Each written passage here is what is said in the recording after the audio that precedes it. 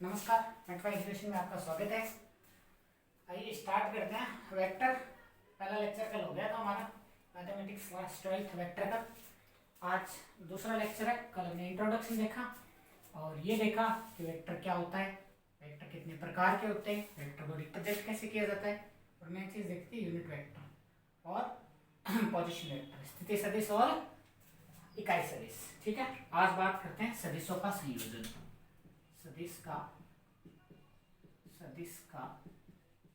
संयोजन या योग, सदिश का योग, एडिशन ऑफ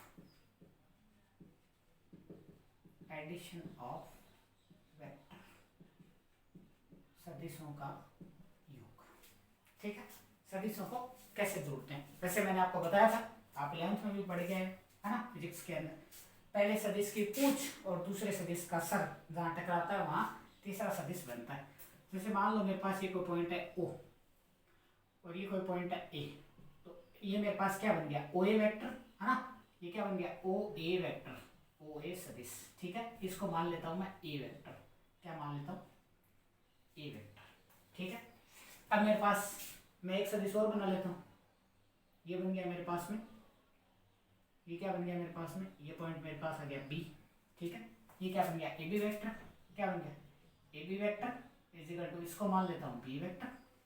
ठीक है, तो अब इन दोनों को यदि मेरे को योग करना तो पहले सदिश की पूंछ है ना, ये B वेक्टर, पहले की पूंछ ये रही, दूसरे का सर ये रहा है ना। देखो OA की पूंछ पीछे होती है ना, O पॉइंट इसकी पूंछ है, AB का सर आगे होता है, मतलब B इसका सर है ना। तो ये तीसरा वेक्टर बन गया। ठीक है, ये क्या बन गया, तीसरा वेक्टर। तो क्या लिखेंगे, OB vector is equal to OA vector plus AB vector है ना। OB वेक्टर को नाम दे देते हैं OB vector is equal to C vector. तो क्या कह देंगे, C vector is equal to क्या जाएगा, A vector plus B vector. क्या गया, C vector is equal to A vector plus B vector. ठीक है, सिंपल योग करना है, सम करना है। अब मान लो दो से ज्यादा सदिश हो हमारे पास में है ना। अब तो ये तो था OA प्लस AB, इन दो को जोड़ा। अब मान लो एक तीसरा और आ जाए हमारे पास में है ना, ये लो क्या आ गया, ये आ गया C पॉइंट है ना। ये क्या आ गया हमारे पास में, C पॉइंट। ठीक है, तो ये क्या आ गया हमारे पास में, उस BC वेक्टर है ना, BC vector is equal to है ना, इस वेक्टर का नाम दे देता हूं डी वेक्टर। ये कौन सा था, C वेक्टर है ना। तो BC vector is equal to D vector है ना। तो OA plus AB plus BC है ना। तो देखो OA प्लस AB क्या आ गया हमारे पास में, OB है ना। यही तो है, इन दोनों का योग कितना है, ये वाला है ना। तो देखो मेरे पास में क्या हो जाएगा, OC vector is equal to OA plus AB plus BC। यही तो आएगा OA plus AB, OA plus AB, OA plus AB कितना, OB है ना। और इसको क्या लिख दूंगा मैं, C वेक्टर है ना। क्या जाएगा मेरे पास में, A vector plus B vector plus BC vector कितना, D वेक्टर कितना आएगा, D वेक्टर है ना। इसकी वैल्यू कितनी है मेरे पास में, C वेक्टर के बराबर है ना। ठीक है, कितनी है मेरे पास में, इन दोनों की वैल्यू C वेक्टर के बराबर है ना। क्या लिख दूंगा, C vector plus D vector. अब देखो एक तो हो गया मेरे पास में OB और दूसरा हो गया BC है ना। तो पहले की पूंछ O, दूसरे का सर C। ये लो क्या बन गया मेरे पास में, इसको ले लेता हूं मैं E वेक्टर है ना। तो OC vector is equal to क्या आ गया, OC vector is equal to क्या आ गया, E vector. OC vector is equal to क्या आ गया, E वेक्टर। और इस प्रकार से हम क्या करेंगे, सदिशों का संयोजन करेंगे। ठीक है, अब इसके अंदर एक समांतर चतुर्भुज का नियम हो रहता है ना, पैरेललोग्राम रूल। ठीक है, यही बोलते हैं। ठीक है, पैरेललोग्राम लॉ। ठीक है, समांतर चतुर्भुज का नियम, छोटा सा नियम है, कोई खास बात नहीं है। उसके बाद उससे एक दो प्रॉपर्टी बनेगी, वो इंपॉर्टेंट है ना। समांतर चतुर्भुज का नियम क्या बोलते हैं इसको, पैरेललोग्राम लॉ, पैरेललोग्राम लॉ। ठीक है, पैरेललोग्राम लॉ क्या कहता है कि मान लो ये कोई पॉइंट है O, ये पॉइंट है A और ये पॉइंट है बी। ठीक है, तो O A vector plus A B vector क्या आ जाएगा हमारे पास में, ओ बी वेक्टर। ये चीज तो हम देख के आए है ना, ये चीज तो हम देख के आए। इसको ये ए वेक्टर है, ये बी वेक्टर है ना, तो ये क्या आ जाएगा, C vector is equal to A vector plus B vector. क्या क्या, A vector plus B vector. ठीक है, तो देखिए, सॉरी इंक ओवरफ्लो हो गई है ना। तो हम क्या कर सकते हैं, हम ए बी के समांतर और ए बी के जितनी की जितनी यहाँ बना देते हैं एक लाइन है ना, एक वेक्टर बना देते हैं है ना। ये आ गया मेरे पास में डी पॉइंट। ठीक है, और ओ ए के समांतर, ओ ए के समांतर और ओ ए के जितने साइज का यहाँ बना देते हैं एक वेक्टर। ठीक है, चलो इसको हम नाम देते हैं सी पॉइंट। ठीक है, तो देखो ये क्या बन गया, समांतर चतुर्भुज पैरेललोग्राम बन गया है ना। ये कितना है बी, इसकी डायरेक्शन सेम है, साइज भी सेम है, ये ए तो ये भी कितना ए है ना। तो ये क्या बन गया, समांतर चतुर्भुज बन गया। यहां से हम क्या कह सकते हैं, O A plus A B is equal to O D O C plus C B is equal to कितना आ गया हमारे पास में, A vector plus B vector is equal to C vector. देखो इस सदिश को और इस सदिश को जोड़ दो तो ये बनेगा, इसको और इसको जोड़ दो तो भी क्या बनेगा, यही बनेगा है ना। तो ये हमारे पास में क्या है, समांतर चतुर्भुज का नियम है। ठीक है, आगे बात समझ में। हम बात करते हैं सदिशों के गुणधर्म की। ठीक है, मतलब प्रॉपर्टीज ऑफ वेक्टर एडिशन है ना, सदिश संयोजन के गुणधर्म। चलिए बात करते हैं सदिश संयोजन के गुणधर्म, सदिश संयोजन के गुणधर्म, सदिश संयोजन के गुणधर्म, प्रॉपर्टीज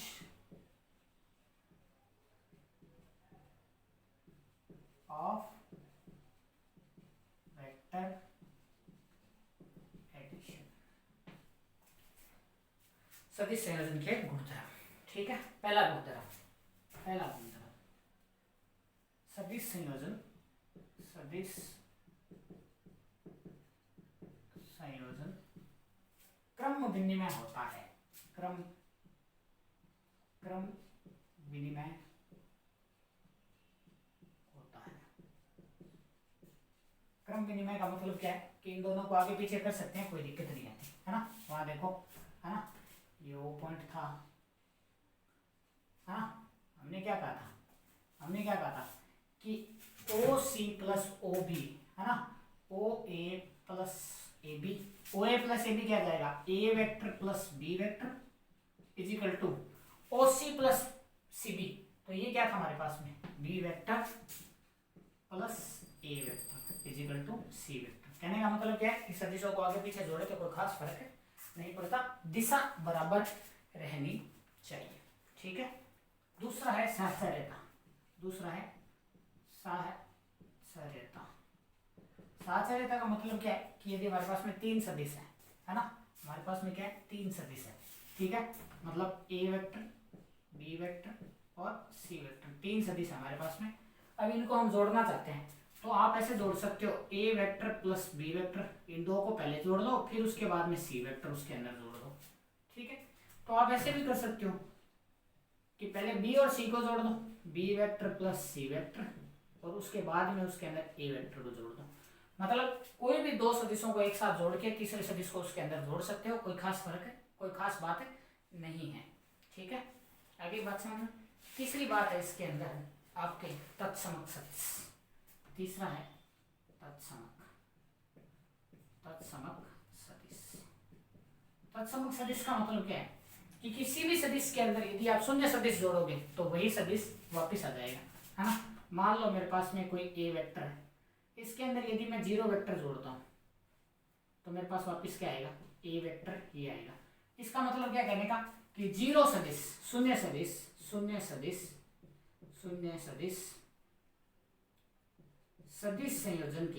सदिश संयोजन का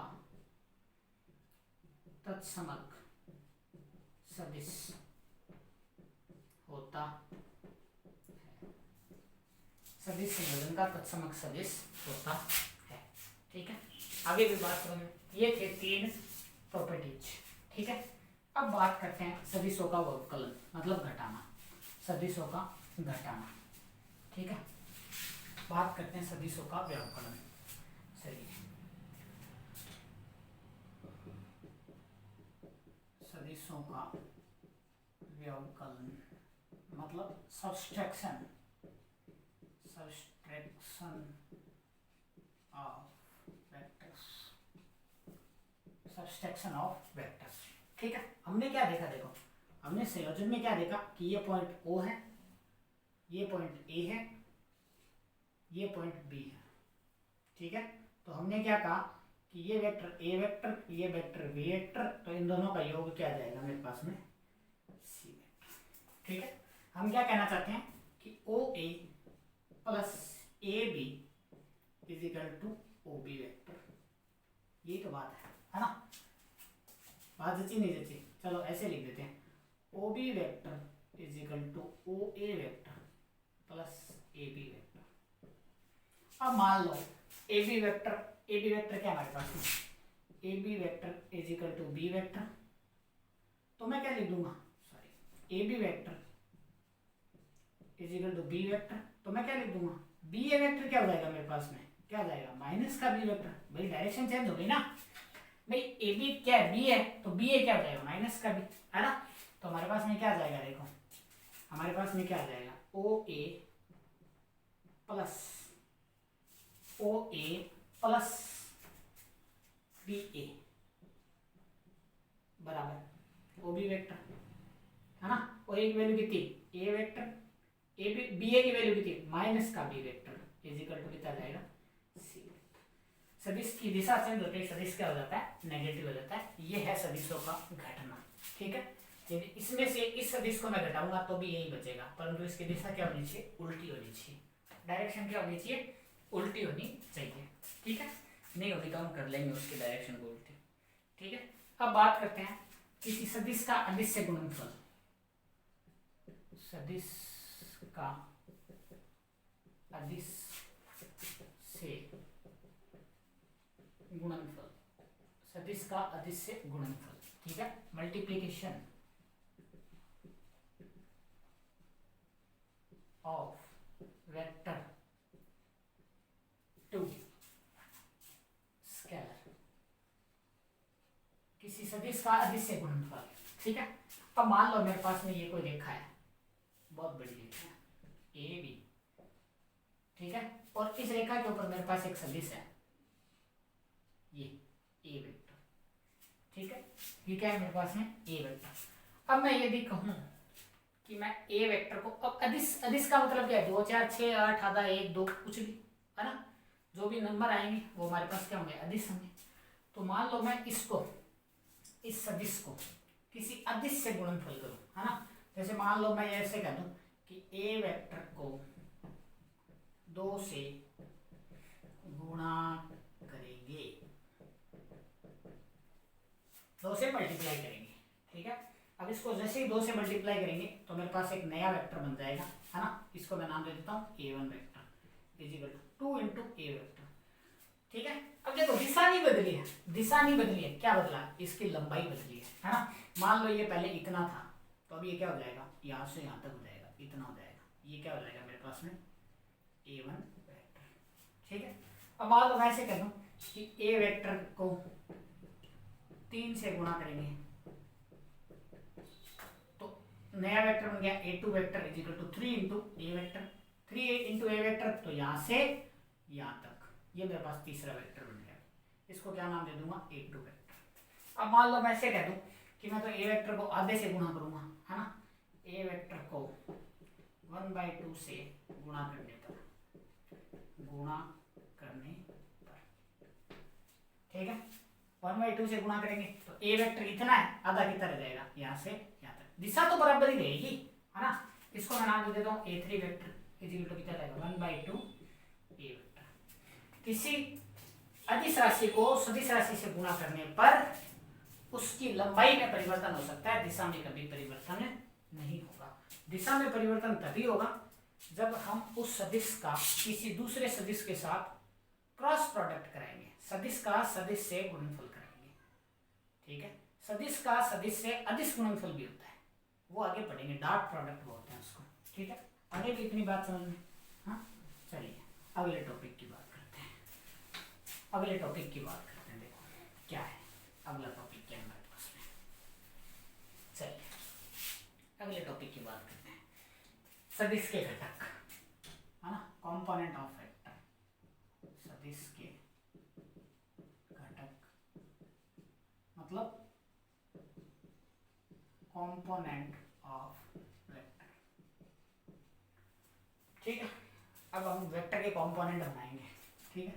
चलिए एक कार्टेशियन सिस्टम बनाते हैं, निर्देशांक पद्धति बनाते हैं भाई, एक निर्देशांक पद्धति बनाते हैं। ये मेरे पास O, X, Y और Z, ठीक है। अब मैं इस X एक्सिस के ऊपर इकाई लंबाई का एक सदिश काटता हूं और इसको नाम दे देता हूं P, है ना। तो मेरे पास क्या आ गया, OP वेक्टर का मॉड्यूलस, मतलब लंबाई कितनी है, 1। आई बात समझ में? इसी प्रकार Y एक्सिस के ऊपर एक इकाई लंबाई का सदिश काटता हूं, है ना, और ये पॉइंट आ गया मेरे पास में Q। तो मैं क्या कह सकता हूं, OQ इजिकल टू 1। इकाई है तो भाई एक ही लंबाई, तो इसकी एक ही है, 1 सेंटीमीटर 1 मीटर जो भी आप मानना चाहो। Z के ऊपर भी ऐसे ही काट लेता हूँ, ये पॉइंट है R, क्या कह दूंगा, OR is equal to 1। OP is equal to 1 है, OQ इजिकल टू 1 है, OR इजिकल टू 1 है, इनका मापांक 1 है और दिशा क्या है, देखो OP की दिशा क्या है, X एक्सिस की तरफ, OQ की दिशा क्या है, Y एक्सिस की तरफ, OR की दिशा क्या है, Z एक्सिस की तरफ, है ना। यदि कोई ऐसा सदिश जो निर्देश अक्ष पर काटा गया हो और जिसकी लंबाई 1 हो तो उसको एक अलग नाम दे दिया जाता है, ठीक है। और वो मैंने आपको बता भी दिया पहले। OP वेक्टर, यहाँ OP वेक्टर इजिकल टू 1 है तो इसको नाम दे देंगे I cap. OQ vector is equal to 1 है तो इसको नाम दे देंगे J वेक्टर, और OR इजिकल टू 1 है तो इसको नाम दे देंगे K वेक्टर। आई बात में? है भाई, किस निर्देश अक्ष के ऊपर इकाई लंबाई का यदि सदिश काटा जाए तो उसका स्पेशल नाम होता है आई जे के, आई जे और के। एक्स एक्सिस पर आई कैप, वाई एक्सिस पर जे कैप और जेड एक्सिस पर के कैप, ठीक है। अब मान लो हम ऐसे करते हैं कि हम एक्स एक्सिस के ऊपर एक्स लंबाई का ही काट लेते हैं, है ना। मान लो मैं कोई ये पॉइंट लेता हूं यहाँ, है ना, और इसकी लंबाई है एक्स, वाई और जेड। एक्स क्या आ जाएगा, यहाँ तक एक्स आ जाएगा, ये कितना है x, यहाँ तक कितना आ जाएगा, y आ जाएगा, ठीक है। और उसके बाद में यहाँ तक कितना आ जाएगा भाई, यहाँ तक कितना आ जाएगा, z आ जाएगा, यहाँ तक कितना आ जाएगा, z आ जाएगा। यही तो बात है ना। तो अब x तो इसकी लंबाई है और दिशा कितनी है इसके पास में, आई कैप, है ना। इस पॉइंट को नाम दे देते हैं हम t। तो OT vector is equal to x I cap. देखो x के पास लंबाई कितनी है, x, और दिशा क्या है, आई कैप, प्लस y के पास लंबाई कितनी है, y, दिशा क्या है, j कैप, प्लस z के पास लंबाई कितनी है, z, और दिशा क्या है, k कैप। घटक भी तोड़ लिए और सदिश बनाना भी सीख लिया, ठीक है। आगे भी बात समझ। चलिए अब आगे बात करते हैं दो बिंदुओं को मिलाने वाला सदिश कैसे बनता है। दो बिंदुओं को जैसे हम मिलाएंगे तो सदिश हमारे पास कैसे बनेगा, ठीक है। इस सदिश को P बिंदु का स्थिति सदिश भी कह सकते हैं, स्थिति सदिश। ये देखिए पहले बताया था स्थिति सदिश क्या होता है, मूल बिंदु के सापेक्ष स्थिति क्या कहलाती है, स्थिति सदिश। चलिए बात करते हैं दो बिंदुओं से मिलने वाला सदिश क्या होता है। दो बिंदुओं से मिलने वाला सदिश, दो बिंदुओं से मिलने वाला सदिश, दो बिंदुओं से मिलने वाला सदिश, ठीक है। अब मान लो मेरे पास कोई कार्टेशियन सिस्टम है, ये वाला x, बड़ा वाला x लिख लेते हैं, y और z, और इसके अंदर मेरे पास दो बिंदु हैं। ये बिंदु है मेरे पास में P1 और ये मेरे पास में है P2, ठीक है। P1 के निर्देशांक है मेरे पास में x1, y1, z1, P2 के निर्देशांक है x2 y2 z2। ठीक है, अब मेरे को क्या करना है, पहले मैं बात करूंगा OP1 की। OP1 क्या जाएगा मेरे पास में, OP1 क्या जाएगा, कितना जाएगा x1 माइनस 0, यहाँ के निर्देशांक तो 0 0 0, कितना जाएगा x1 i cap plus y1 j cap plus z1 k cap. आई बात है। OP2 की बात करूंगा, OP2 x2 i cap plus y2 j cap plus z2 k cap. ठीक है, मेरे को क्या निकालना, P1 P2 निकालना है। ठीक है, OP2 की डायरेक्शन इधर, OP1 की डायरेक्शन इधर, P1 P2 की डायरेक्शन इधर। ठीक है, अब सदिश संयोजन का नियम याद कर लो। पहले सदिश की पूंछ और दूसरे का सर जहां टकराएगा वहां क्या बनेगा, तीसरा सदिश बनेगा। तो देखो पहला सदिश OP1 है ना, OP1 प्लस दूसरा सदिश P1 P2 is equal to, देखो पहले की पूंछ दूसरे का सर जहां टकरा रहा है ना, तीसरा बन रहा है, क्या आ जाएगा OP2। तो P1 P2 is equal to क्या आ जाएगा OP2 माइनस OP1, ये क्या जाएगा है ना। P1 P2 की वैल्यू निकाल सकते हैं, P1 P2 is equal to OP2 क्या है x2 i cap plus y2 j cap plus z2 k cap minus x1 i cap plus y1 j cap plus z1 k cap. कैसे लिख देंगे इसको, x2 minus x1 i cap plus y2 minus y1 j cap plus z2 minus z1 k cap. तो बिंदुओं को मिलाने वाला सदिश हमने निकालना सीख लिया। ठीक है, चलिए अगले बात करते हैं खंड सूत्र, सेक्शन फॉर्मूला। ठीक, बात करते हैं सेक्शन फॉर्मूला। चलिए सेक्शन फॉर्मूला, खंड सूत्र इंग्लिश में बोलते हैं सेक्शन फॉर्मूला। सेक्शन फॉर्मूला, देखिए सेक्शन फॉर्मूला का मतलब क्या है। मान लो किसी एक सदिश को, है ना, मान लो ये मेरे पास कोई बिंदु है O और यहां से मेरे पास एक सदिश जा रहा है ये। ठीक है, इस बिंदु का नाम दे देता हूँ P। एक सदिश जा रहा है मेरे पास में ये, इस बिंदु का नाम दे देता हूँ Q। ठीक है, ये तो बात है ना। तो OP को मान लेता हूँ A वेक्टर। ठीक है, OP को क्या मान लिया मैंने, A वेक्टर, और OQ को क्या मान लिया मैंने, B वेक्टर। ठीक है, आई बात समझ में। हाँ, तो OP प्लस PQ, देखो मेरे पास क्या है OP plus PQ is equal to कितना OQ वेक्टर। यही तो बात है ना। अब मान लो कोई एक बिंदु है R जो कि PQ के ऊपर है ना। कोई एक बिंदु है R जो कि कहाँ है, PQ के ऊपर है ना। कोई बिंदु है R जो कि PQ के ऊपर है और R का स्थिति सदिश है मेरे पास में स्मॉल r वेक्टर। ठीक है, तो यह बिंदु R इस सदिश PQ को यदि m अनुपात n में बांटे, 10वीं क्लास में ऐसा कुछ पढ़ के आए, तो हम क्या कह सकते हैं, PR बट्टा RQ is equal to m बट्टा n। तो इस R सदिश को निकालना है ना। यदि कोई बिंदु R किसी सदिश को m अनुपात n में बांटे, तो उस सदिश का, उस बिंदु का स्थिति सदिश R वेक्टर को निकालना है। हमें क्या चाहिए, R वेक्टर चाहिए। क्या चाहिए, R वेक्टर चाहिए। ठीक है, R वेक्टर चाहिए। तो देखिए मेरी बात सुनिए, इसकी दिशा किधर, इधर, PR की दिशा किधर, इधर, RQ की दिशा किधर, आगे। ठीक है, अब चलिए बात करते हैं। बात करेंगे तो हमारे पास में क्या आ जाएगा, n into PR vector is equal to m into RQ vector. भाई सही है क्या बात है ना, क्रॉस मल्टीप्लाई किया, कुछ भी नहीं किया। अब PR वेक्टर है मेरे पास में, देखो क्या है मेरे पास में, PR वेक्टर है ना। तो हम क्या लिख सकते हैं, हम लिख सकते हैं OP vector plus PR vector is equal to OR vector. जची नहीं जची बात है ना। तो हम क्या लिख देंगे, P R vector is equal to O R vector minus O P vector, जची नहीं जची बात। हाँ, ओ आर वेक्टर कितना, R vector minus A vector, जची नहीं जची बात है ना। पी आर वेक्टर के मान कितना आ गया, R vector minus A vector, ठीक है। इसी प्रकार से देखिए, इसी प्रकार से देखिए हमारे पास में क्या है, O R vector plus R Q vector is equal to O Q vector, है ना। O R vector plus R Q vector is equal to O Q vector, जची बन जची बात भाई, जची नहीं जची बात, है ना।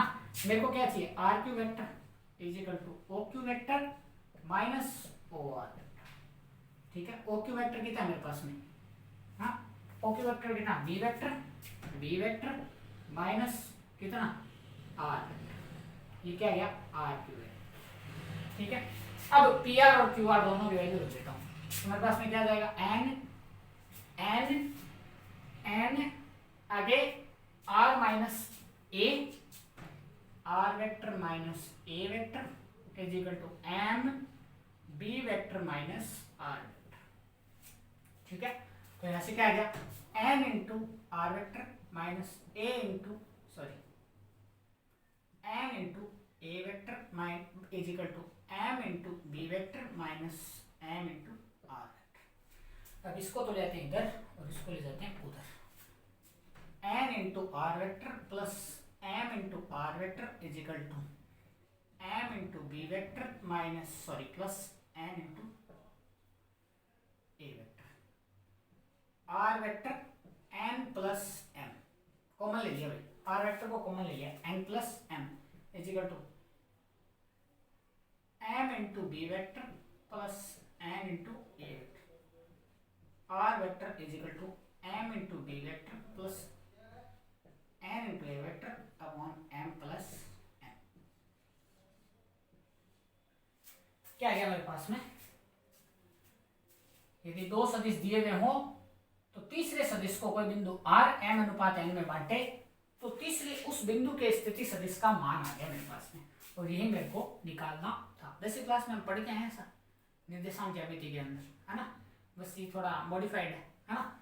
अब इसके अंदर दो स्थितियां बनती है ना, दो स्थितियां बनती है। पहली स्थिति, यदि r बिंदु PQ को बाह्य विभाजित करें,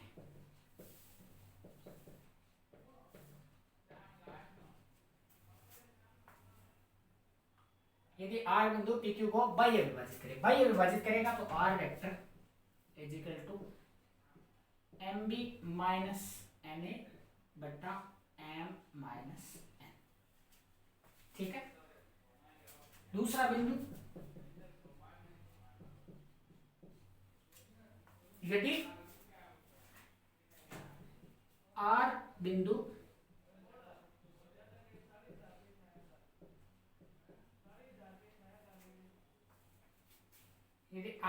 PQ को 1:1 में अंतर विभाजित करें,